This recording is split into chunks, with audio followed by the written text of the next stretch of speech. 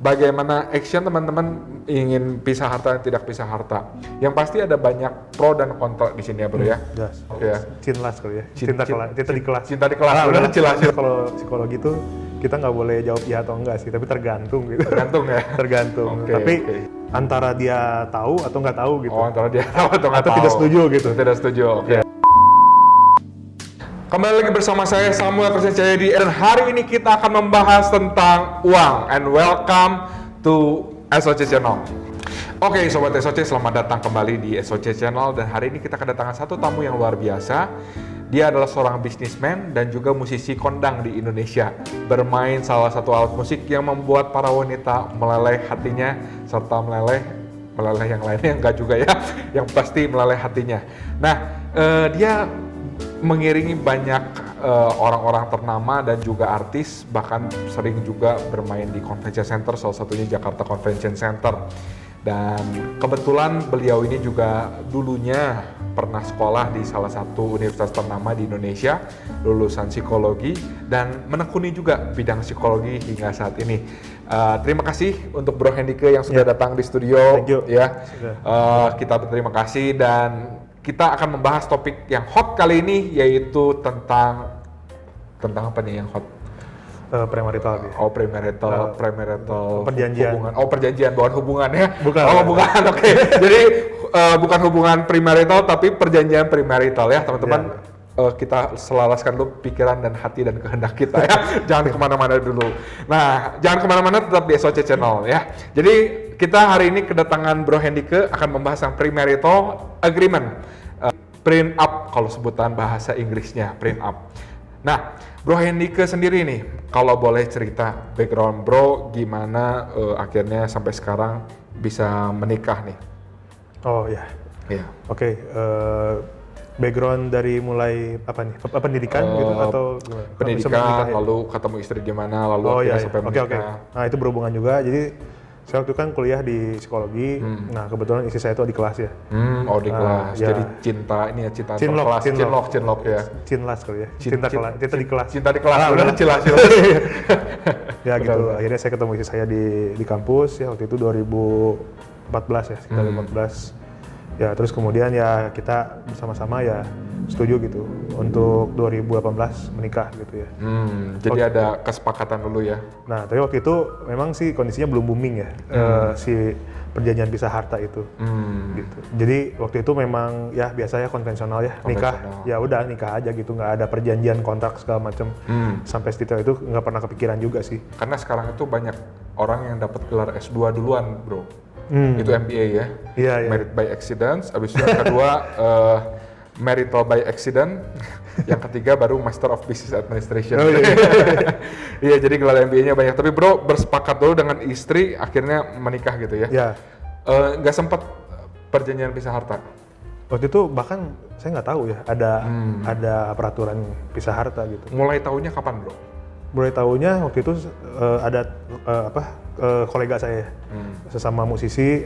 Dia memang orang perbankan juga sih. Dia kerja di salah satu bank yang terbesar di Indonesia. Terus dia memang pacarannya udah cukup lama. Terus dia mutusin kalau nikah nanti saya mau perjanjian pisah harta gitu. Baru tahu dari situ. Mungkin sekitar 2020 kali ya, baru tahu. 2020 ya tentang prenup ya. Ya memang teman-teman, sekali lagi di sini kita tidak pro untuk yang setuju dan tidak setuju, dan kita di sini hanya akan membukakan paradigma daripada teman-teman mengapa harus setuju dan mengapa tidak harus setuju. Nah, sekarang saya ingin tanya ke Bro Hendike sendiri. Bro setuju atau enggak tentang prenup?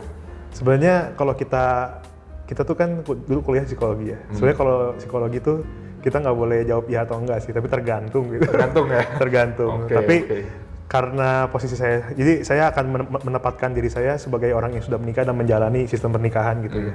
Gitu. Kalau misalnya saya bilang setuju nggak setuju, kalau sebagai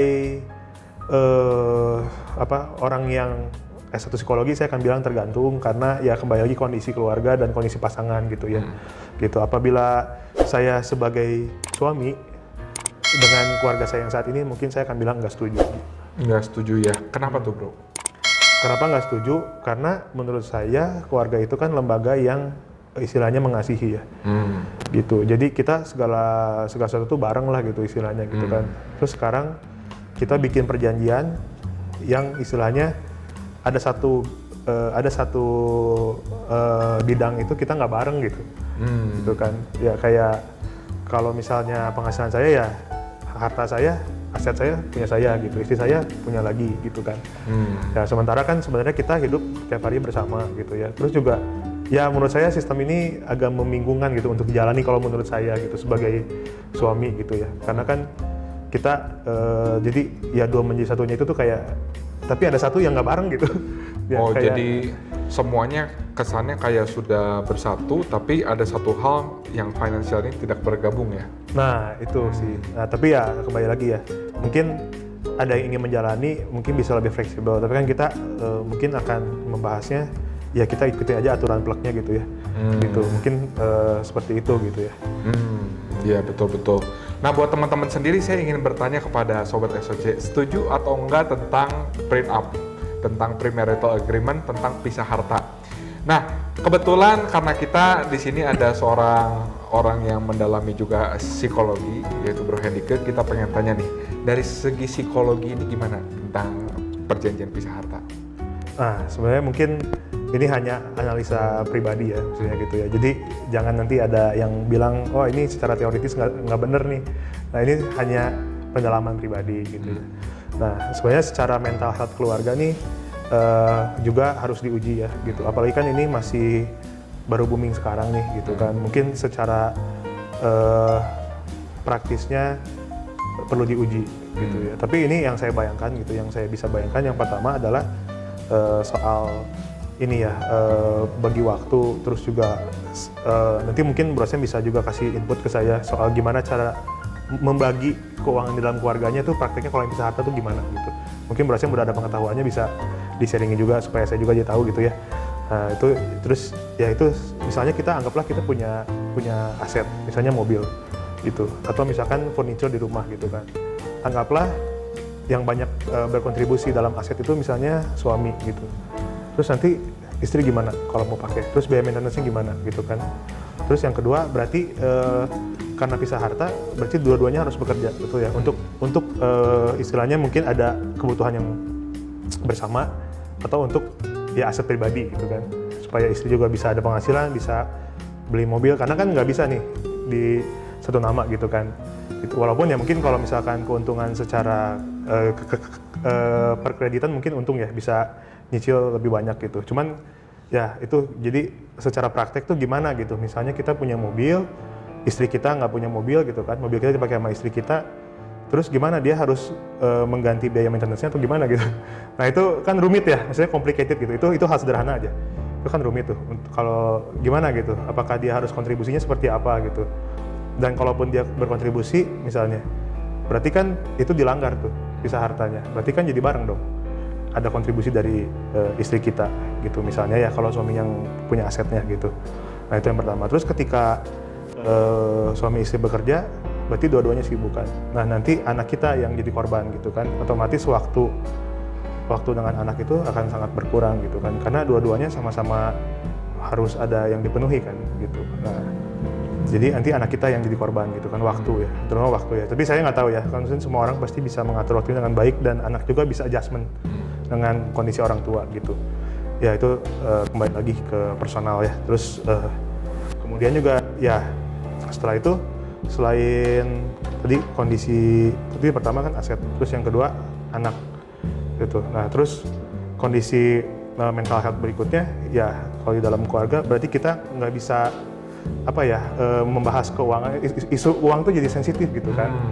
Gitu. Misalnya nih suami kita atau istri kita amit-amit misalnya di dalam pekerjaannya atau usahanya bangkrut atau drop gitu kan. Nah ini kan karena kita sudah berjanji nih untuk tidak bareng nih dalam hal ini, ya otomatis kan istri juga punya hak dong untuk nggak bantu kita gitu. Ya cuman kan kalau misalkan dari pandangan, mungkin pandangan orang-orang yang setuju gitu ya, kan kalau misalkan kita pisah harta, apabila ada terjadi sesuatu yang buruk di suami atau di istri, itu bisa melindungi salah satu pihak. Betul, dan betul. anak-anak juga jadi lebih baik, anak-anak lebih aman dan sebagainya. Nah itu yang saya bilang tergantung tadi sih. Oh tergantung ya. Iya itu ya makanya. Tapi dari sisi saya sebagai suami dan sudah memiliki keluarga, menurut saya itu berat. Itu akan jadi isu yang sensitif. Isu yang sensitif ya. Terus, Jadi ya.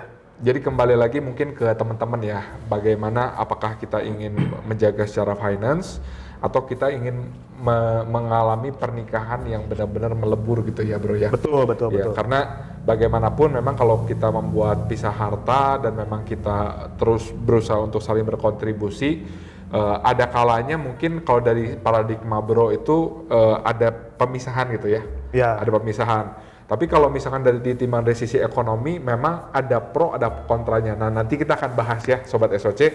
Dan kali ini kita akan coba dalami lagi mental health seperti apa nih bro, yang mungkin akan dialami oleh istri, anak, kalau misalkan kita itu melakukan perjanjian pisah harta. Ya kembali lagi tadi memang sistem pisah harta ini harus diuji dulu ya, gitu. Maksudnya kita harus lihat pengalaman-pengalaman yang sudah terjadi gitu kan di dalam keluarga dengan sistem ini gitu. Nah, misalnya gini ya, contoh misalkan saya kerja lagi drop gitu kan, nyampe rumah saya mungkin marah-marah gitu, saya emosi, saya bete gitu kan, gitu. Yang jadi korban siapa? Keluarga kita kan, istri sama anak kita. Betul. Nah, itu mereka sebenarnya udah berkontribusi sebenarnya. Oh, sudah berkontribusi. Iya, walaupun secara psikologis dan mental gitu kan, mereka istilahnya mereka menerima gitu. Apa yang kita alami di dalam pekerjaan kita, tapi secara harta mereka nggak bisa gitu menuntut, bener nggak? Jadi kontribusinya dari banyak sisi, tapi begitu masuk ke harta itu tidak berkontribusi gitu ya menurut Ya, jadi nggak bisa menuntut kan sebenarnya gitu kan, karena secara legalitas ya itu harta saya. Tapi sebenarnya waktu kita kesusahan juga mereka juga ada kok kontribusinya gitu. Tapi begitu bicara legalitas, ya kita bisa melindungi apa yang udah kita cari gitu. Ya kan uang kita, harta kita itu bisa kita lindungi gitu. Mereka bisa tidak punya akses sama sekali kan. Iya betul. Jadi mungkin lebih memagari aset-asetnya kita gitu. Iya, padahal dalam pencapaian itu mereka tuh terlibat loh gitu. Walaupun sederhana gitu, cuman dengerin kita marah, dengerin kita emosi, atau bahkan nggak dengerin juga, mereka tetap kena marah kita gitu. Jadi ya betul. Jadi secara psikologi walaupun kita cuma sekedar satu arah, tapi mereka juga ikut berkontribusi gitu ya. Betul. Ikut berkontribusi. Jadi uang pun menurut bro itu harus berkontribusi juga gitu ya. Iya. Oke. Dan untuk mental health sendiri berarti lebih bagus orang-orang yang tidak pisah harta ya? Ya itu tergantung lagi ya. Tergantung lagi ya. Tapi ya ini ya maksudnya mungkin lebih baik kita lebih ke kekeluargaan lah ya. Itu kan mungkin kalau dengan keluarga itu harus lebih ke kekeluargaan. Kekeluargaan gitu, betul. Namanya juga keluarga gitu kan. Jadi mungkin karena ada legalitas itu ya mungkin jadi cenderung kaku gitu ya, rigid gitu ya. Jadi menurut saya ya keluarga itu nggak seperti itu harusnya gitu. Maksudnya secara keuangan tuh bisa lebih luas lah gitu. Lebih luas ya, betul. Ya, jadi bukan soal hanya melindungi harta dan aset kita, atau kita istilahnya yang positifnya kan kalau kita sampai punya hutang nggak bisa bayar, keluarga kita aman gitu. Nah sebenarnya rumah tangga itu bukan hanya sesederhana itu gitu maksudnya gitu. Jadi masih banyak masalah yang lebih besar dan juga berhubungan dengan uang gitu. Makanya kalau tidak fleksibel menurut saya berat sih. Gitu. Betul. Kalau dari teman-teman bro sendiri yang musisi dan sebagainya, banyak yang pisah harta atau enggak? Nah, ya saya nggak melakukan survei sih ya. Cuma maksudnya kan sebagian besar mungkin teman-teman saya udah pada menikah juga ya. Ya mungkin kebanyakan juga sama seperti saya yang belum tahu gitu, belum melek lah soal perjanjian pisah harta ini gitu. Tapi yang milenial nih ya, maksudnya yang milenial juga, milenial kan dari tahun 80-an ya kalau nggak salah ya. Tahun 85. Ya. 85, 86. Ya, mungkin kalau yang usia 90 ke atas lah ya, mungkin kan baru-baru mau merit nih. Betul. Nah, mungkin mereka udah mulai melek ya. Mungkin nggak nyampe 20% kayaknya yang mendukung gitu maksudnya gitu. Oh jadi yang mendukung untuk apa nih, untuk tidak pisah harta. Untuk pisah harta ya. Iya, jadi itu 80% itu lebih antara dia tahu atau nggak tahu gitu. Oh antara dia tahu atau nggak tahu. Atau tidak setuju gitu. Tidak setuju. Oke. Untuk musisi ya. Musisi gitu, ya. Oke. Kalau menurut saya seperti itu. Berarti kalangan musisi 20% ya. Jadi buat kalangan musisi kalau misalkan mau buat perjanjian pisah harta silahkan konsultasikan juga ke kita. Kalau nggak mau juga nggak apa-apa, tetap konsultasi dengan SOC Financial. Oke, tapi memang promosi sih ya teman-teman ya. Ya, jadi balik lagi kepada teman-teman, bagaimana kalau misalkan pisah harta atau tidak pisah harta, semua pasti ada pro dan kontra. Setiap action kita pasti ada pro dan kontra. Kita memasak sayur, misalkan memasak salmonnya dibakar, sepertinya udah susah kalau misalkan kita salmon yang udah dimasak dijadikan mentah lagi, mau makan sashimi udah susah. Nah, tapi kalau misalkan salmon yang udah dimasak menjadi salmon yang matang, tinggal tambahin nasi, tinggal tambahin kecap asin, udah langsung jadi restoran Jepang ternama gitu. Jadi balik lagi kepada teman-teman, bagaimana action teman-teman ingin pisah harta dan tidak pisah harta. Yang pasti ada banyak pro dan kontra di sini ya bro ya. Mungkin kalau misalkan kontranya, ada orang-orang mungkin di budaya timur, kita kan dibesarkan di budaya timur ya di Indonesia. Kalau misalnya kita ada udah hitung-hitungan segala macam di awal, kayaknya kurang pas gitu. Tapi ada di sisi lain, apabila kita memiliki perjanjian pisah harta, ada yang berpandangan ini justru lebih melindungi keluarga kita. Tapi ada beberapa solusi juga sebenarnya yang bisa diambil. Contohnya mungkin dari pendekatan menggunakan asuransi gitu ya. Lalu ada pendekatan menggunakan wasiat dan sebagainya. Nah, ini memang ada pro dan kontra dan kita semua perlu menelaahnya secara detail dan case by case, karena kita tidak dapat ada orang yang berpandangan seperti ini. Saya mau buka coba di Instagram saya. Ada beberapa statement sebenarnya itu mengenai pisah harta. Ini saya bacakan ya teman-teman ya. Jadi ada yang berpendapat, yang pertama adalah setuju. Kenapa setuju? Karena justru itu sebagai asuransi, sebagai melindungi pasangan. Jadi kalau misalnya contoh si suaminya bisnis nih, terus habis itu bangkrut, lalu istri dan anak itu tetap bisa makan dan sebagainya. Lalu habis yang kedua, kan kita nggak tahu kalau misalkan suami kita atau calon istri kita ini bawa utang. Sedangkan utang ini hal yang kekal kan ya, diturunkan dari generasi ke generasi. Dan habis itu ada yang setuju juga, karena apa? Karena ya kita lebih baik hitam di atas putih dan tahu ke depannya gimana. Siapa tahu kalau misalkan ternyata tiba-tiba nanti pas umur 50 jadi ketagihan judi, lalu umur 60 ternyata ketagihan jadi selingkuh apa segala macam, kita nggak tahu. Jadi ini memagari pernikahan. Tapi di satu sisi juga kita bisa melihat ada orang-orang yang tidak setuju ngomong ini itu menimbulkan seiota ketidakpercayaan di antara pernikahan gitu ya. Jadi bagaimana kita walaupun sudah melakukan hubungan yang sangat dekat gitu ya, tapi kita nggak melebur gitu dari segi harta gitu ya. Nah, pandangan bro nih, saya pengen nanya ke psikolog nih ya. Bukan psikolog. Bukan psikolog ya. Kalau orang S2 ke sarjana psikologi ya, sarjana psikologi. Mungkin kalau misalkan pisah harta, apa lebih baik cohabitation aja bro? Karena cohabitation nggak ada urusan nyatu harta, lalu juga nggak ada urusan untuk nanti gue gini, lalu anak segala macam sampai pengadilan capek kan. Mungkin secara moral belum ya di Indonesia ya. Seks di luar nikah sama seks di dalam pernikahan beda atau sama nih bro? Ya pasti beda dong. Di dalam psikologi juga sama ya? Ya, karena ya seks di luar nikah itu ya salah gitu kan, tabu gitu. Nanti kita persiapan sebelum menikah, kita tawarin nih ke pasangan kita, misalkan, lu mau nggak nanti nikah sama gua pisah harta gitu. Itu kan bisa iya atau kesinggung gitu. Lebih baik menikah atau nggak kata bro? Kalau bisa ditoleransi,